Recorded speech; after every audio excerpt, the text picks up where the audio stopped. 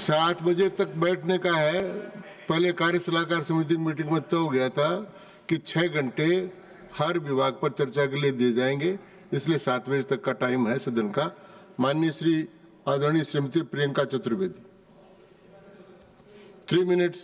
जी sir, जब हम छोटे थे हमें मोहम्मद रफ़ी जी का एक गाना होता था, नन्हे मुन्ने बच्चे तेरी मुट्ठी में क्या है, मुट्ठी में है तकदीर हमारी। उस तकदीर का एक बहुत अहम भूमिका जो निभाती है वो हमारी शिक्षा निभाती है। तो हम सबकी ये जिम्मेदारी बनती है आने वाली पीढ़ियों के एजुकेशन को लेकर, और आज जो हमारे स्टूडेंट्स हैं उनको लेकर हम अपनी राजनीति को अलग रखकर हम इस पर चर्चा करें। सर, जब हम शिक्षा की बात करते हैं और तकदीर की बात करते हैं, हाल ही में एक एसर रिपोर्ट आई थी। एसर रिपोर्ट में करीब 6.5 लाख बच्चों का टेस्ट लिया गया था, रीडिंग स्किल्स का और मैथमेटिकल स्किल्स का।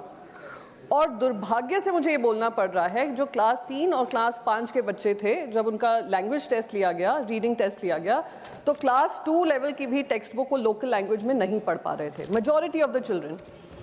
सिमिलरली जो मैथ टेस्ट था उसमें सिंपल डिवीजन क्लास 8 के बच्चे और क्लास 5 के बच्चे, majority of the children could not do. ये हमारे लिए एक चिंताजनक बात है कि हम एजुकेशन की बात कर रहे हैं, कर बच्चों को वो समझ में आ भी रहा है कि नहीं। चलिए 2024 का है सर, आप मुझे करेक्ट कर दीजिएगा। Jayant, I am sure you will correct मी। 2024 की मैं बात कर रही हूँ सर। सर, तीसरी चीज़ मैं बात बोलना चाहती हूँ, ये लोग आगे आकर पढ़ लिख भी लें, हायर एजुकेशन की तरफ भी जाएं।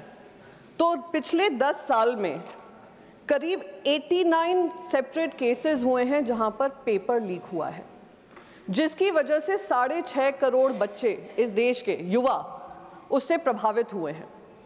सब महाराष्ट्र में हाल ही में चुनाव हुआ, डबल इंजन सरकार बनी, और महाराष्ट्र के इतिहास में पहली बार जो स्टेट बोर्ड पेपर्स हैं 10th और 12th के, वो भी लीक हो गए। पहली बार हुआ है ये शर्मनाक बात है और इस पर चर्चा होनी चाहिए।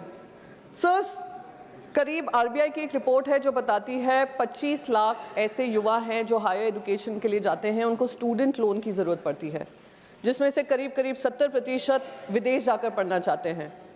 और वो भी एक चैलेंज है हमारे सामने, क्यों वो विदेश जाते हैं, क्यों हमारे देश में ही हम ऐसे इंस्टीट्यूशंस नहीं बना पा रहे हैं जहाँ पे ये पढ़ाई कर सकें। 70% जो हैं इसमें से जो विदेश जाते हैं, जो 25 लाख बच्चे हैं जो युवा हैं एजुकेशन लोन के लिए अप्लाई करते हैं, सिर्फ 7 लाख बच्चों को ये मिलता है।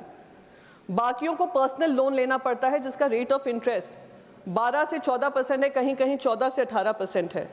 इस पर भी मैं मानती हूँ एजुकेशन मिनिस्ट्री को ध्यान देना चाहिए कि कैसे ज़्यादा से ज़्यादा लोगों को, स्टूडेंट्स को जो पढ़ाई करना चाहते हैं, हायर एजुकेशन प्राप्त करना चाहते हैं, खास करके महिलाएं जो हैं जो पढ़ाई करना चाहती हैं, उनको कैसे ये लोन का माध्यम जो है उनको अच्छे से मिल सके।